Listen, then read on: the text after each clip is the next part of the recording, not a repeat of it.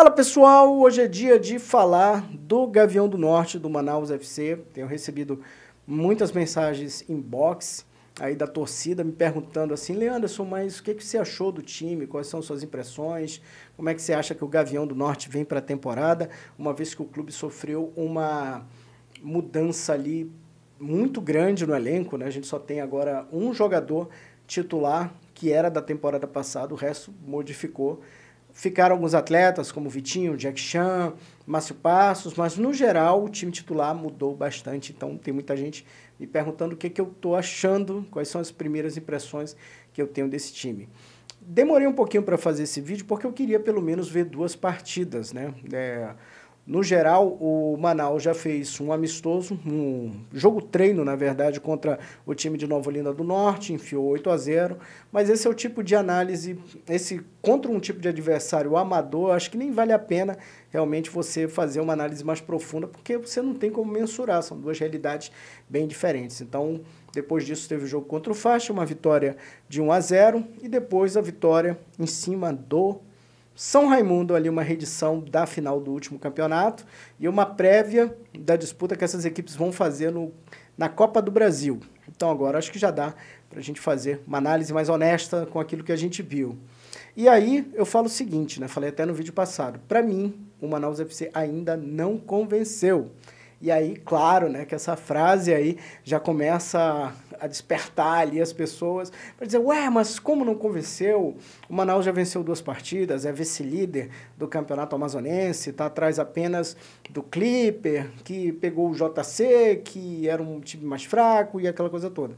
Então, pessoal, é o seguinte, quando a gente está analisando o Manaus FC, a gente não analisa com os olhos de uma equipe só com aquela realidade ali que ela vai enfrentar, que ela está enfrentando nesse momento, que é o Campeonato Amazonense. O Manaus ele tem um sarrafo um pouco mais alto por conta da competição que ele vai enfrentar. E aí a gente está falando do Campeonato Brasileiro da Série C. E quando a gente vai fazer uma análise sobre o DNA dessa equipe, o que ela tem, qual o lastro, o que está bom, o que não está, eu já estou olhando lá na frente, eu já estou olhando para o Campeonato Brasileiro da Série C, que a gente está acompanhando nos últimos 2 anos, desde que o Manaus chegou na divisão, e a gente sabe que é um campeonato dificílimo, um campeonato muito duro, então é evidente que para fazer um bom papel nesse campeonato, ou para pelo menos não sofrer nenhum perrengue de ser rebaixado, a gente sabe que a equipe tem que vir bem montada, tem que vir bem estruturada.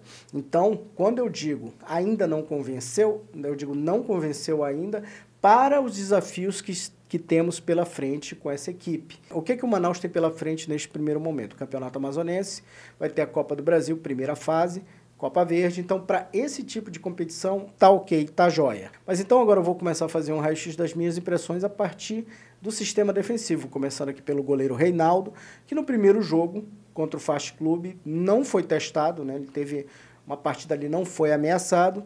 Já no jogo contra o São Raimundo, ele começou a ser mais acionado, o São Raimundo chegou muito mais do que o Fast Clube, e a impressão que ele me passa é de ser um goleiro seguro, um goleiro tranquilo ali. Então, de goleiro, tá ok o Manaus. Sistema defensivo, gente, eu acho o seguinte, eu tenho essa máxima comigo, que é o seguinte, bons ataques vencem jogos, boas defesas vencem campeonato. Então, se você quer realmente chegar em algum lugar, se você quer avançar, se você tem alguma pretensão na temporada, isso passa primeiro pelo sistema defensivo. E eu acho, assim, minha visão é que esse time, diferente do time do ano passado, ele tem um DNA mais defensivo.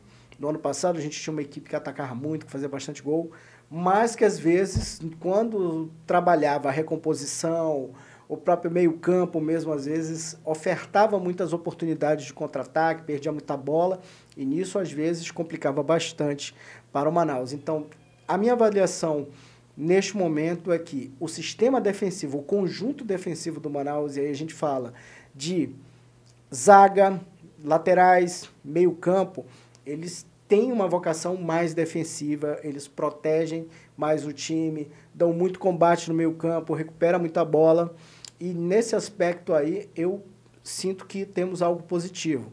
Eu acho que o Gilson está fazendo, nesses 2 primeiros jogos, pelo menos da temporada, o Gilson está batendo um bolão. Sempre foi um bom jogador, com qualidade de saída de bola e um cara que volta e meia aparece ali na frente como elemento surpresa. Então o Gilson tem toda essa mobilidade, toda essa movimentação. O Manaus super acertou em mantê-lo no elenco e não é à toa ali que ele está comandando o meio-campo. Agora falando um pouco dos zagueiros, né? Dupla de zaga boa. Paulo Sérgio ali acabou sendo expulso já no segundo jogo, né? Então o Paulo Sérgio eu acho que tem que dar uma seguradinha aí, ele tem muita vontade e tudo mais, mas ser expulso logo no segundo jogo, eu acho que não foi um negócio tão bom. Então vamos segurar aí, por exemplo, já desfalca o time para essa partida contra o Amazonas FC. Ele passou ali, segundo o relato do árbitro, né, dando uma xingada ali para o banco do São Raimundo, teve aquele princípio de confusão. Então, é importante ali não passar esse tipo de situação, até porque na Série C, não sei se vocês lembram a confusão que foi com o Botafogo da Paraíba no ano passado, então a gente vai ter partidas mais quentes. Então, não dá para perder, de repente, um jogador por conta de um problema desse, né? Se tiver que perder, que perca em campo, tomando um cartão por fazer uma jogada ali, uma falta para evitar um gol, esse tipo de coisa. Aí, tudo bem. Mas não pode ser expulso assim na situação como foi o Paulo Sérgio. Pois é, sistema defensivo ok. Eu acho que a coisa começa ainda a não engrenar tanto do meio para frente.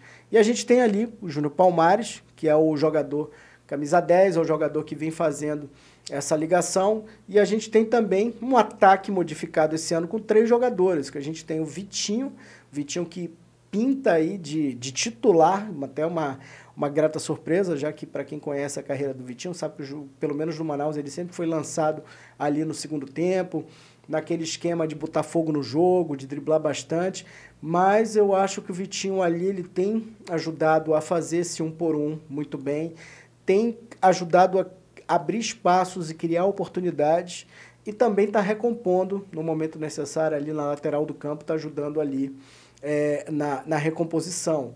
E aí, fechando o ataque, a gente tem do outro lado o Silvano e o Alvinho. E o que a gente já percebe? Que eles estão se falando muito, estão trocando passes, estão criando oportunidades de gol, às vezes pecam um pouco na finalização, né, naquele lance mais capital, na hora de colocar a bola para dentro.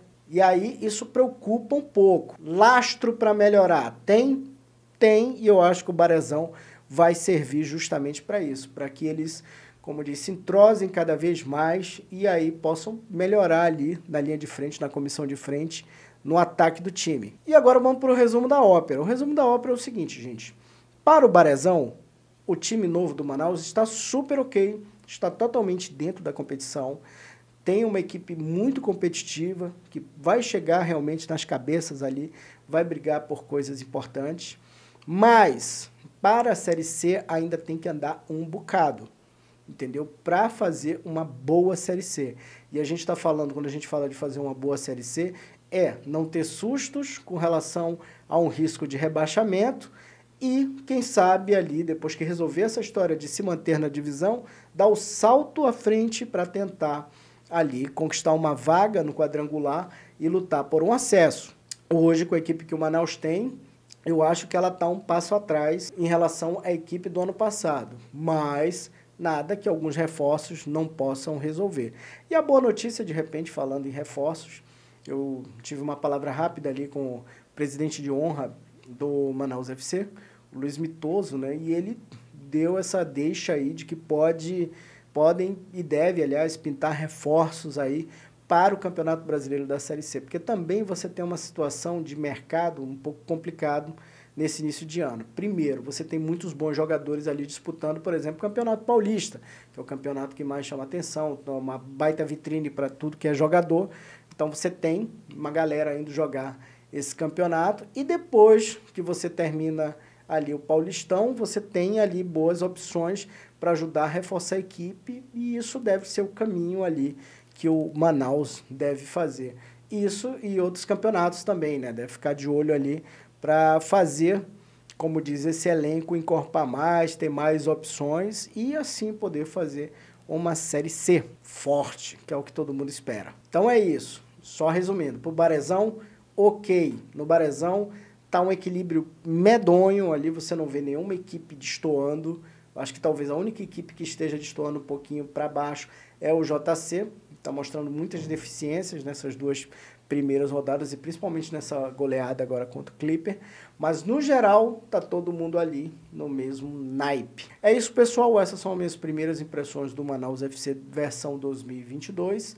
Em breve vou trazer também 2 vídeos adicionais aqui, um falando sobre as minhas impressões do Amazonas FC, que vai disputar o Campeonato Brasileiro da Série D, e também vou trazer um vídeo para falar do São Raimundo, que também vai disputar a Série D esse ano. São Raimundo, aliás, que volta a disputar um torneio, um campeonato brasileiro, depois de muitos anos, aí desde 2007, que o time não sabe o que é disputar esse tipo de competição.